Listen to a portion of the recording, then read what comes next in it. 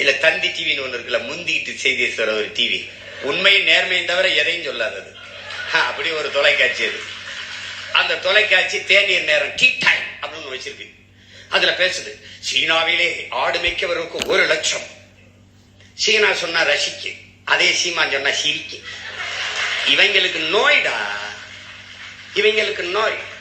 பிரதமர் எந்த ஊருக்கு போனாலும் தற்சார்பு பொருளாதாரம், தற்சார்பு பொருளாதாரம், தற்சார்பு மூவ் ஃபார்வர்ட் ஆர்கானிக் ஃபார்மிங்.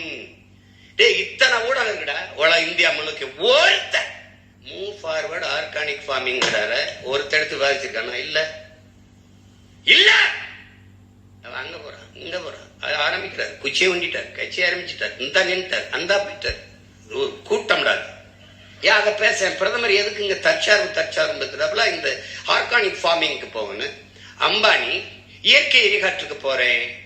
ஏன் இயற்கை எரிகாற்றுக்கு போறேன்? இயற்கை எரிகாற்று எங்க இருந்து எடுப்பாரு? கேளு, ஒரு விவாதத்துல கேளு கேளு. ஏன்னா இங்க எரிகாற்றுக்கு கச்சா பொருள், மூலப்பொருள் பிரச்சனை இருக்கு, வார் வருது. இப்ப தற்சார்புக்கு வரணும். அம்பானி சொல்றாப்லே, சொல்றாருல, நான் இயற்கை எரிகாற்றுக்கு போறேன். அதை நாங்க தமிழ்ல உயிர் வழிங்கிறோம், நீங்க பயோகேஸ்ங்கிறீங்க, நாங்க உயிர் வழிங்கிறோம். இயற்கை எரிகாற்று எங்க இருந்து எடுப்ப? எங்க இருந்து எடுப்ப?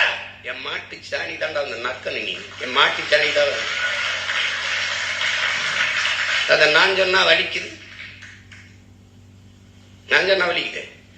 சரி, இந்திய அரசு கழுத வழக்கு 50 லட்சம் மானியம் கொடுக்குது, அதை ஒரு தடவை போடு. உனக்கு நோய்டா. என்னை எப்படா என்னை காலி வேணா? மயிருங்கிறது கெட்ட வார்த்தைன்னு கற்பிச்ச வர அப்பவே மயிர் உன்னை வளர்ந்துக்கணும்டா. நான் தலையில் இடிந்த மயிரினையும் மாந்தர் நிலையில் இடிந்த கடைந்து மயிர் நிப்பின் உயிர் வாழா கவரிமா அன்னார் உயிர் நிப்பர் மானம் வருங்கிறது என்னுடைய வேதம் பாடுகிறார்.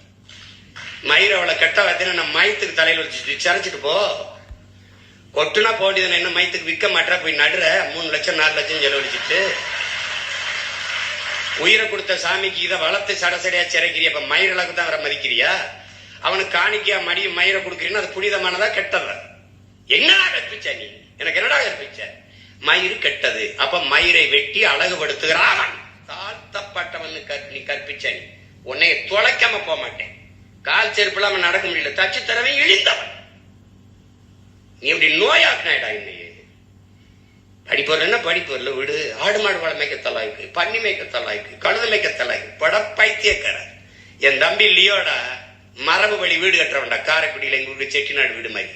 என் தம்பி லியோ தருமபுரியில ஒருத்தர் வீடு கட்டுறான்டா, படையாச்சிரா 2 கோடிக்கு கட்டுறான்டா வீடு. இந்த வீடு அப்படி பங்களா மாதிரி கட்டுறான்டா. மரபு